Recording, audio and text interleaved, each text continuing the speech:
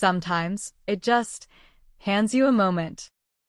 A moment so small, so ordinary, you don't even see it coming. Until it's already happened. And by then, it's too late. It started with something simple. A cup of tea. A quiet evening. A pair of eyes that saw me, not as a wife, or a mother, or a woman growing tired and older, but as me. Just me. I was sitting on the kitchen floor. I'd dropped a glass. It shattered everywhere, just like I'd been doing for months in silence. And while I was trying to pick up the pieces, barefoot, overwhelmed, blinking back tears over something so stupid, he walked in. My stepson, Liam. And without a word, he got on the floor with me. Not looking down on me. Not asking questions. He just helped me pick up the glass. Carefully. Quietly. Like it wasn't just about the broken glass.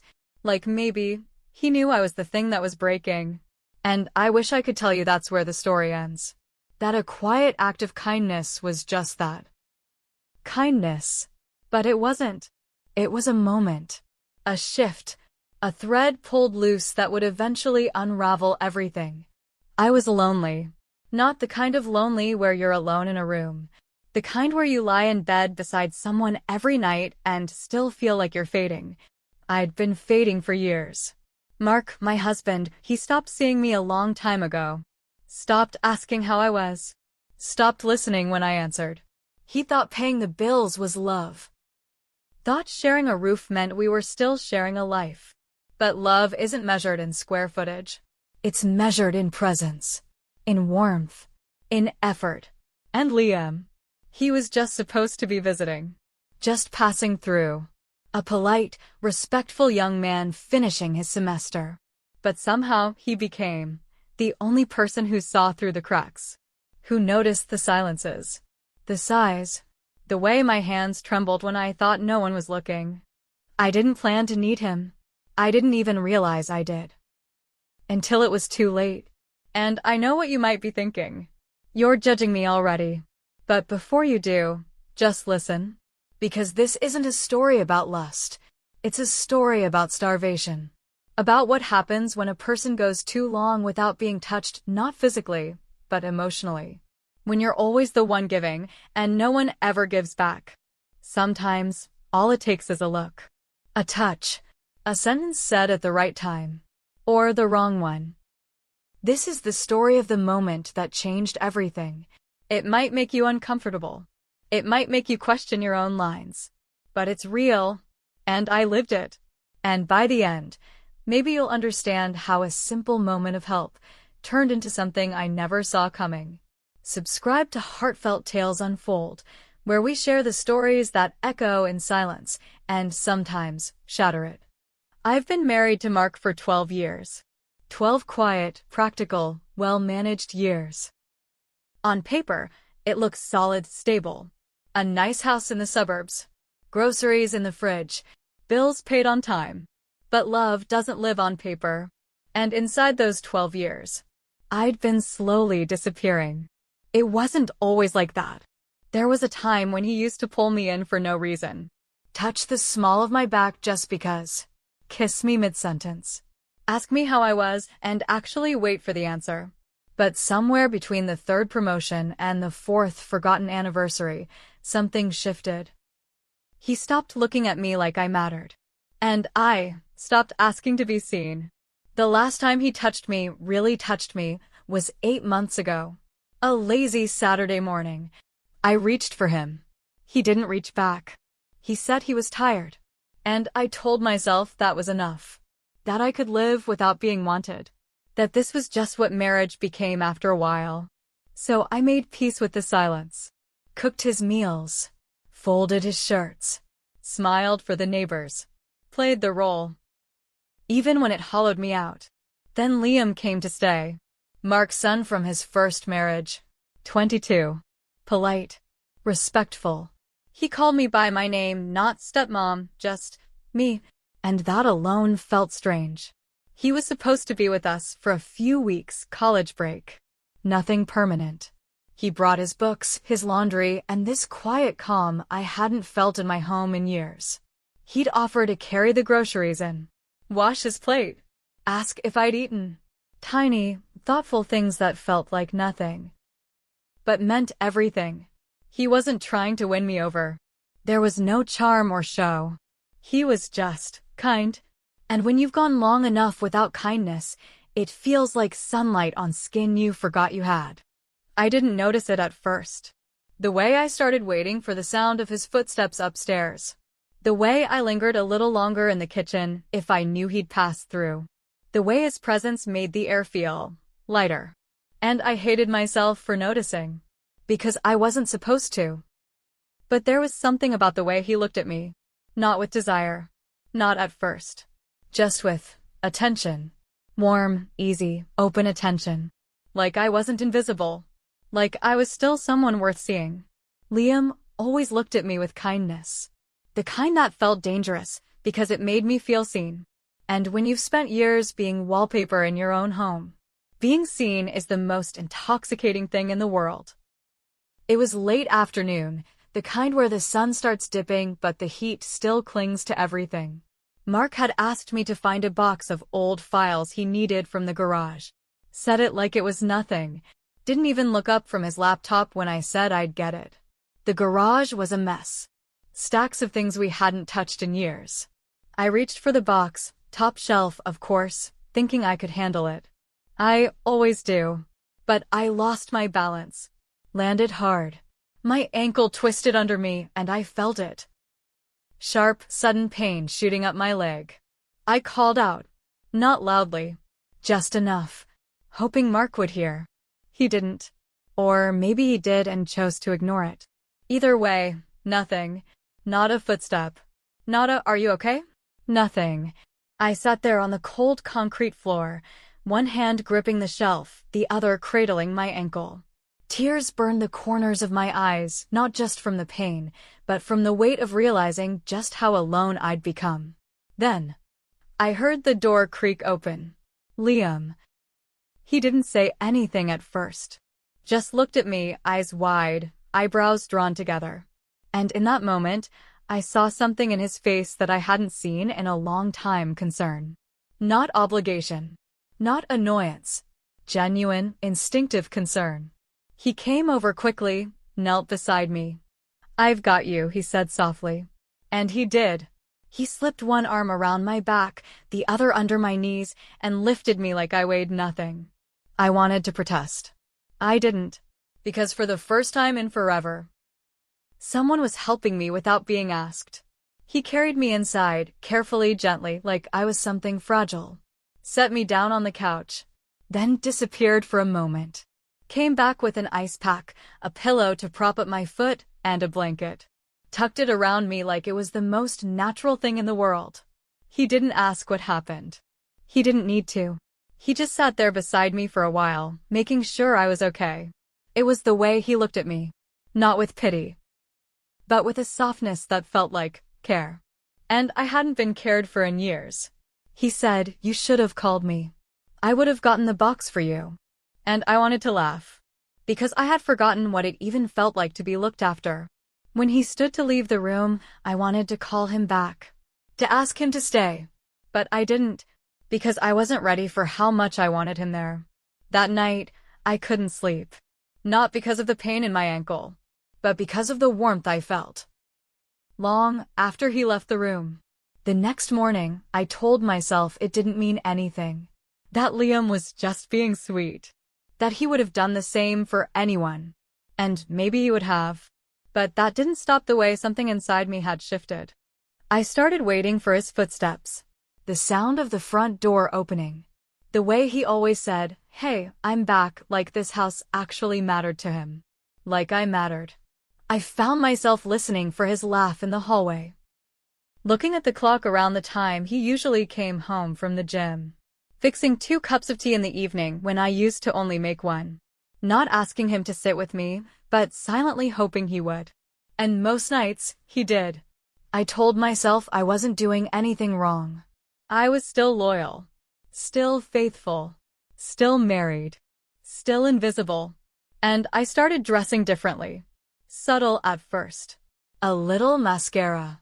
A shirt that fit just a little tighter. perfume I hadn't worn in years.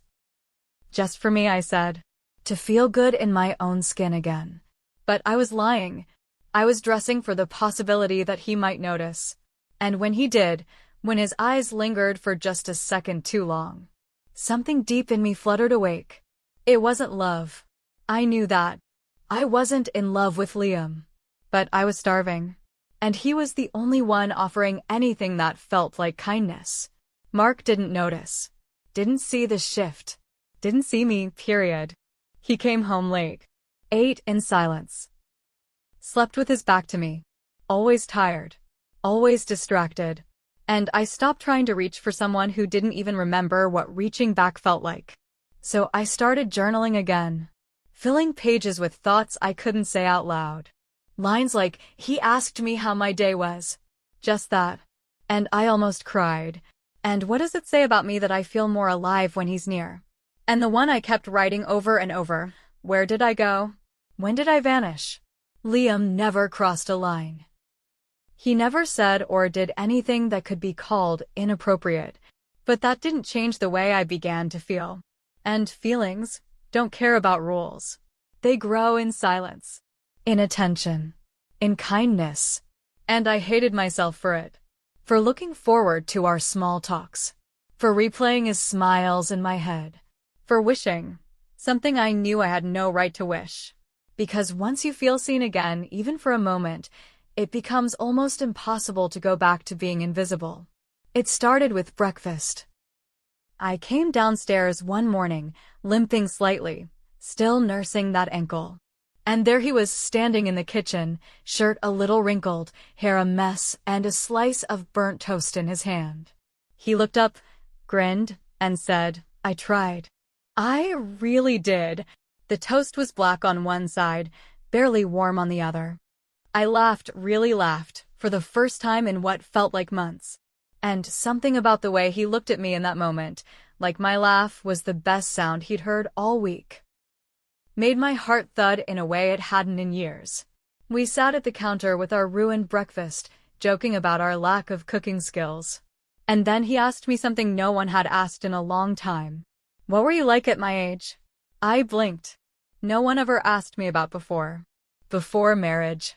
Before the kids. Before the quiet crept in. And I started talking. About college. About music I used to love.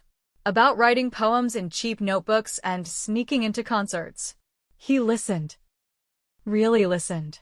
And in his eyes, I saw something I hadn't seen in so long, wonder. That night became the first of many. Late-night conversations in the dim light of the living room. Me curled up with tea, him stretched across the couch, legs too long to fit properly. We talked about everything. Dreams. Fears. Family. He told me how hard it was, growing up feeling like a visitor in his own father's life. And I told him what it's like to live with someone who stopped choosing you. Sometimes we didn't talk at all. Just sat there, comfortable in the silence. Safe. But nothing about it was really safe. Because every night, the space between us got smaller.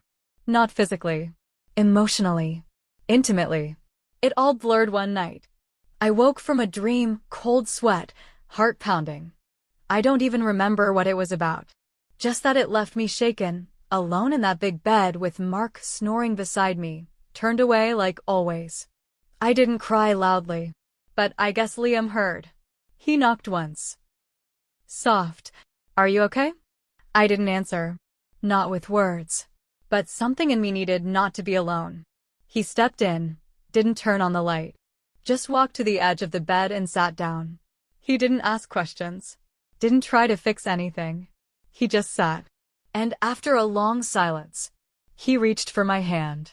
Held it gently. Like it was the most natural thing in the world. Like I wasn't married. Like he wasn't Mark's son. Like none of the lines mattered, just the pain sitting between us.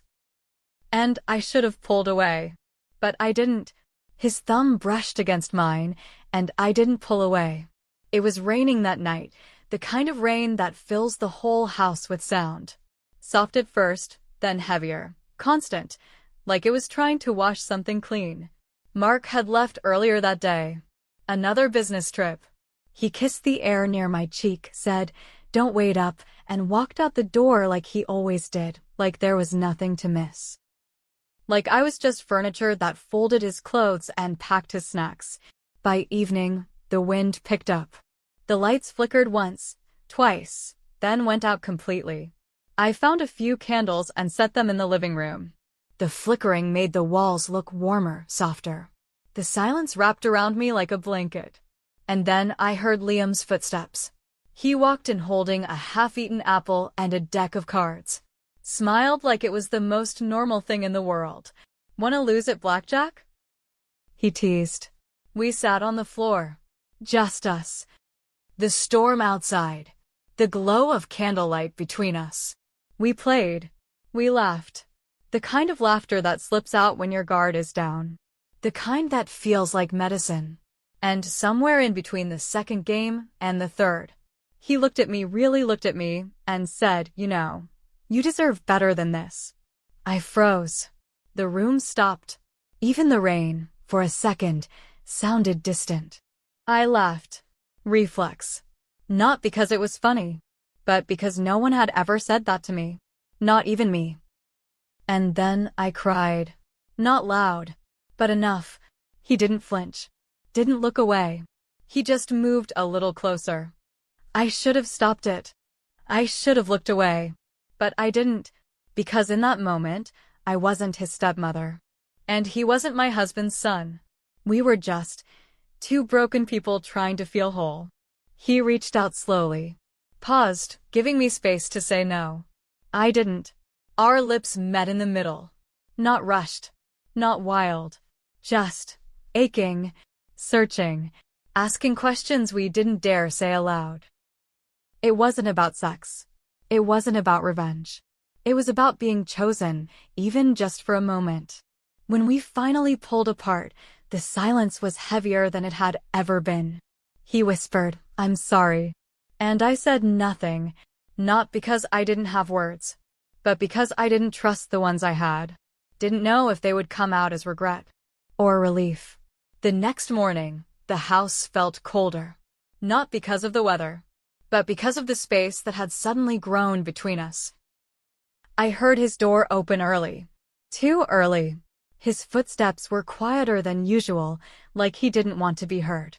He didn't come into the kitchen. Didn't say good morning. Didn't even look my way when he passed through the hallway. And I didn't know what to say. What do you say after something like that?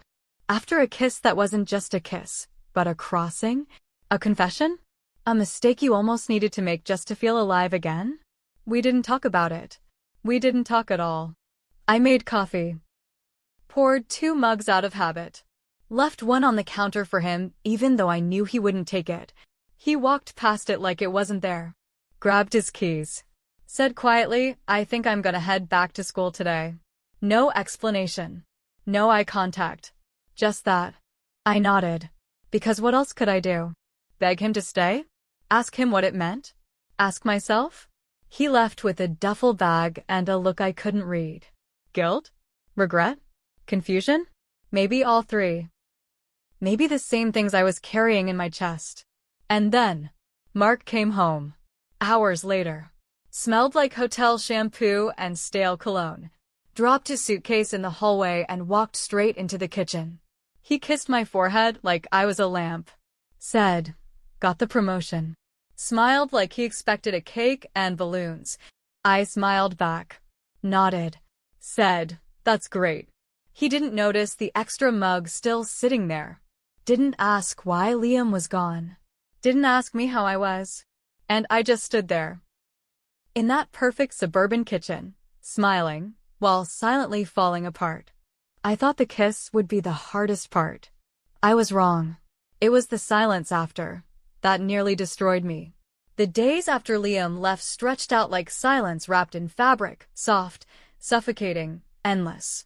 Mark moved around me like nothing had changed, because for him, nothing had. He got his promotion. His son went back to school. His wife stayed.